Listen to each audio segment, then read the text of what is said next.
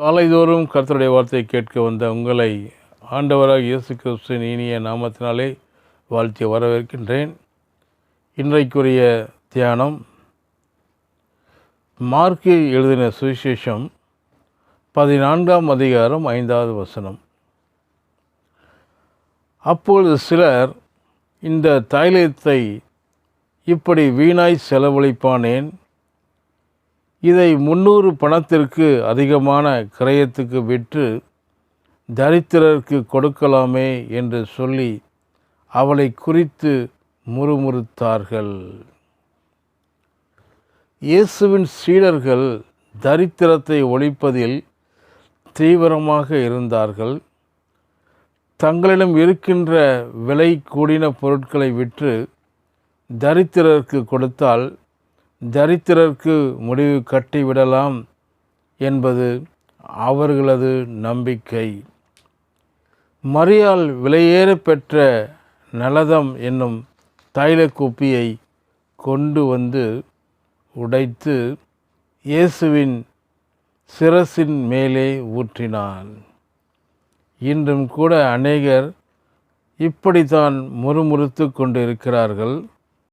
இயேசு இவர்களை பாராட்டவில்லை. ஏன்?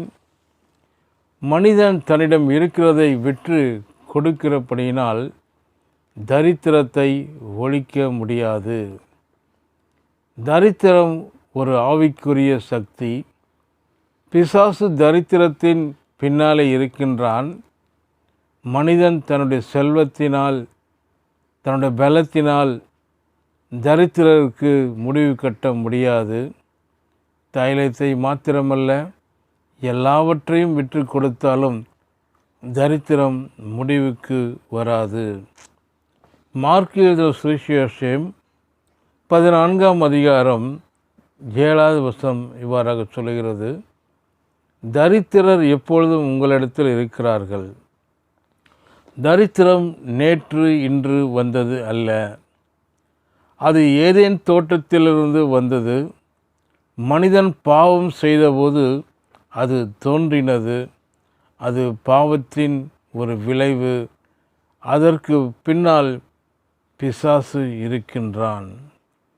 ஆதியாகமம் 3ஆம் அதிகாரம் 17-18ஆம் வசனம் இவ்வாறாக சொல்கிறது: நான் உனக்கு விலக்கின விருட்சத்தின் கனியை புசித்தபடியினாலே பூமி உன் நிமித்தம் சபிக்கப்பட்டிருக்கும். அது உனக்கு முள்ளும் குறுக்கும் முளைப்பிக்கும் என்றார். ஆதாமுடைய பாவத்தின் விளைவு அது. முள் தரித்திரருக்கு அடையாளம். இது தேவனுடைய படைப்பு அல்ல. இது சாபத்தின் அடையாளம். இது பாவத்தின் பலாபலன். பிசாசு இவை எல்லாவற்றிற்கும் காரணம். தேவாதி தேவன் மாத்திரமே தரித்திரருக்கு முடிவு கட்ட முடியும். ஆகவே தான் இயேசு இப்படி சொன்னார். மார்க்கு 14:7-8ஆம் வசனம்: தரித்திரர் எப்பொழுதும் உங்களிடத்தில் இருக்கிறார்கள், நானோ எப்பொழுதும் உங்களிடத்தில் இரேன். நான் அடக்கம் பண்ணுவதற்கு எத்தனமாக இவள் என் சரீரத்தில் தைலம் பூச முந்திக் கொண்டாள் என்றார். ஆண்டவராக இயேசு தம்முடைய மரணம், அடக்கம் மற்றும் உயிர்த்தெழுதல் மூலியமாக தரித்திரருக்கு முற்றுப்புள்ளி வைத்தார். இந்த வசனத்தில் நானோ என்ற பதத்தை கவனியுங்கள். அவர் மாத்திரமே தரித்திரருக்கு சாவுமணி அடிக்க முடியும். அவர் தேவன்.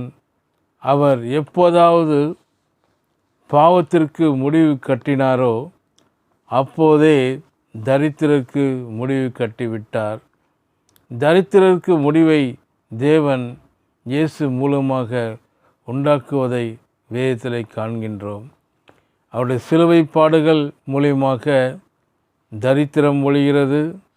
இயேசு சிலுவையில் நம்முடைய தரித்திரத்தை ஏற்றுக்கொண்டு தேவனுடைய செழிப்பை நமக்கு பண்டமாற்று செய்திருக்கிறார்.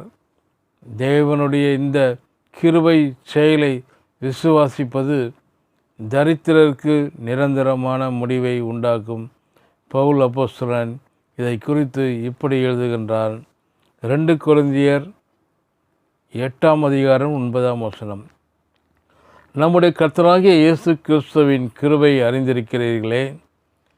அவர் ஐஸ்வர்யம் உள்ளவராய் இருந்தும் நீங்கள் அவருடைய தரித்திரத்தினாலே ஐஸ்வர்யவான்களாகும்படிக்கு உங்கள் நிமித்தம் தரித்திரர் ஆனாரே.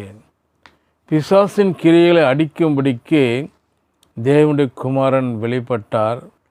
தரித்திரம் பிசாசின் கிரியை.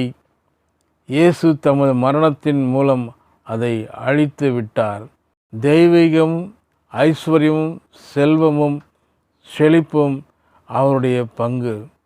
அவரை நோக்கி பாருங்கள். அவரை நோக்கி பார்த்த முகங்கள் பிரகாசம் அடைந்தது என்று சொல்லி வேதம் சொல்லுகிறது. கர்த்தர் தாமே இந்த வார்த்தைகளை ஆசீர்வதிப்பாராக. ஆமென்.